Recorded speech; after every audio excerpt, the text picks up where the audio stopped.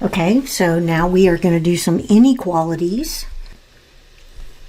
So we're going to multiply everything by 3. So negative 3 is less than or equal to 5x plus 3, which is less than 18. Now we're going to subtract this 3 so we can get x by itself. So subtracting 3 on all three sides, negative 6 is less than or equal to 5x, which is less than 15. Now divide everything by 5. Negative 6/5 is less than or equal to x, which is less than 3. So x is between negative 6/5 and 3.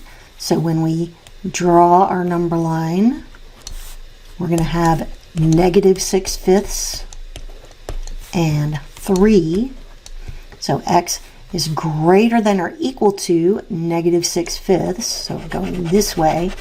And it is less than 3. So I want to put a curved parenthesis there to show that it should not equal 3. And then for our interval notation, negative 6/5 up to 3, but not including 3. Okay, now we have an absolute value inequality. Whether you have an absolute value inequality or an absolute value equality, the first thing you have to do is isolate the absolute value. So first of all, we're going to subtract 9 from both sides. So we'll have 3 times the absolute value of x minus 3 is less than 9. Then we'll divide both sides by 3. So we'll have the absolute value of x minus 3 is less than 3. And now we have to deal with the absolute value and think about what it means. If the absolute value of something is less than 3, that means it is closer to 0 than 3. It can't get any further away from 0 than 3 spaces, which means that x minus 3 has to be less than 3 and it has to be greater than negative 3. Because once you get further than negative 3 on the left side of 0, you're too far away. You can only be 3 spaces from 0. So x minus 3 has to be less than 3 and greater than negative 3, which means that x, if we add 3 to both sides, is less than 6 and x is greater than 0 because we add 3 to both sides. So that means that x is between 6 and 0. So you've got your number line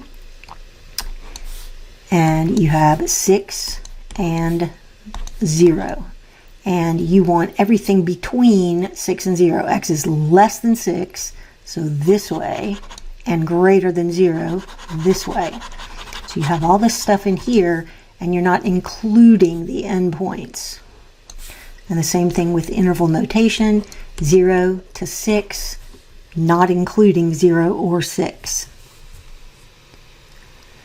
Okay, again, you have an absolute value inequality. The first thing you have to do is isolate the absolute value. Absolute value of 2x plus 1, we're going to subtract 5 on both sides, so we'll get greater than negative 3. Absolute value is always positive. So that means that absolute value of 2x plus 1, no matter what 2x plus 1 is always going to be greater than negative 3. Because anytime you take the absolute value of something, you're talking about a distance, and it's always positive. So x could be anything. X could be any real number, and it would make this greater than negative 3 because it's always positive. All right, so if you wanted to graph that, it's just the whole number line. And then interval notation would be negative infinity to positive infinity. And you always use curved brackets with infinity because you can never reach infinity. Okay, now this is just a regular inequality. So you multiply it out. 18x minus 54 minus 17x is greater than or equal to 2. 18x minus 17x is just x minus 54 is greater than or equal to 2. Add 54 to both sides, and x is greater than or equal to 56. If you want to graph that, that's just 56 and greater. And if you put that in interval notation, you're going from 56 to infinity. Sorry, 56 is included because of the equals, and infinity is a curved bracket. Okay, Write an absolute value inequality that represents the given statement and solve the inequality. The value of y differs from 10 by more than 2 units. Okay, so that just means that y is greater than 10 by 2 units or less than 10 by 2 units.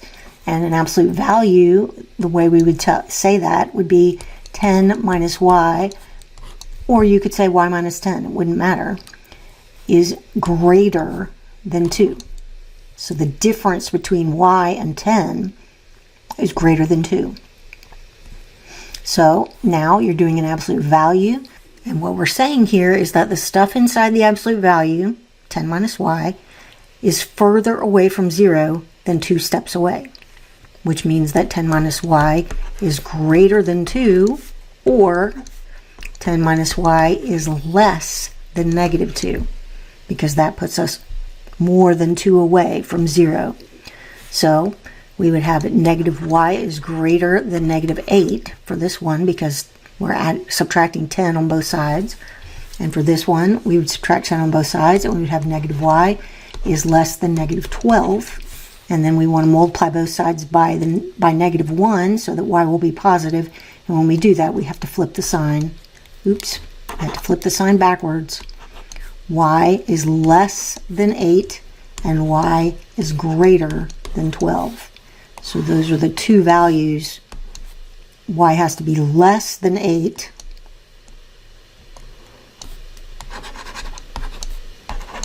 and y has to be greater than 12. So those two different sets. And then when we do the interval notation, we would say y goes from negative infinity up to 8, not including 8. And then we'd have to union that with the other set where y is greater than 12. So 12 to infinity. Because we want both sets. They're two different sets, so we have to join them by union to say I want that set and that set. Either one. Okay, extra credit. On this one, remember when you have fractional exponents and it has the form of a quadratic, it looks like a quadratic equation. So 2w to the 2/3 minus, I'm subtracting 3w to the 1/3 on both sides, so minus 3w to the 1/3, and then subtract 20 and equals 0. That looks like a quadratic equation, but it's not exactly like one. But we can make it look like one if we substitute u for w to the 1/3. So we're going to call w to the 1/3 u for a minute while we solve the problem. Then we'll change its name back. So we're giving it a little nickname so that it's easy to work with. So if u is w to the 1/3, then w to the 2/3 is just u squared. And then 3, w to the 1/3 is u, and then minus 20 equals 0. Now I can solve this because it's a simple quadratic equation, and I can solve it by factoring. It's not too bad. 2u and u. I have to find two numbers that will multiply together to give me negative 20, and that when I put them into this product, I will end up with negative 3u for my u term. All right, so just think it through. 4 times 5, if I put a 4 here and a 5 here, that will multiply together, give me 20, and then I'll have 8u and 5u, which I can make give me 3. So if I make the 4 negative and the 5 positive, I'm going to have a negative 8, positive 5, and that will give me a negative 3 for my u term. So it's factorable. If you see that, you can do that. If not, you can use the quadratic formula. If this is true, then u would have to be negative 5/2 to give me 0 for that factor, and u would have to be 4 to give me 0 for that factor. But I'm not done because I don't want u, I want w. So negative 5/2, which is u, is w to the 1/3, because u is w to the 1/3. That's what we named it. All right, now I cube both sides and end up with negative 125 over 8 for that answer. And then over here, I've got u equals 4, so 4 equals w to the 1/3, and I cube both sides, and I get 64 for w. So the two possibilities for w are negative 125 over 8 and 64. Okay, now the second extra credit just says write an equation in x that has the solution set of 7 and negative 1. Well, remember that when you have a quadratic, you get everything on one side, set it equal to 0, and then you factor it, and then you see what will make each of those factors equal to 0. So a quadratic equation that would have these solutions could be x minus 7 times x plus 1 equals 0. That's an equation, remember. You have to have the equals 0 part, okay? Because that means if you put in 7 for x, you're going to get 0, and that works. 0 times anything is 0. If you put in negative 1 for x, that would also work, because that would make this factor 0, and then it wouldn't matter what the other factor is. You would always get 0. So this is a possible quadratic equation, and if you really wanted to write it so that it looked like a quadratic equation, you would just multiply this out. X squared plus x minus 7x minus 7 equals 0, and then add your like terms. X squared minus 6x minus 7 equals 0, and this would be a quadratic equation that has these solutions.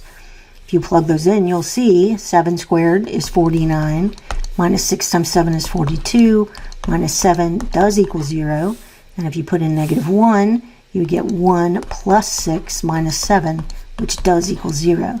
So these two solutions work in this equation because that's how we chose it. We chose it so that it would be an equation that would have those solutions. And that's not the only quadratic equation that can have those solutions, but it is one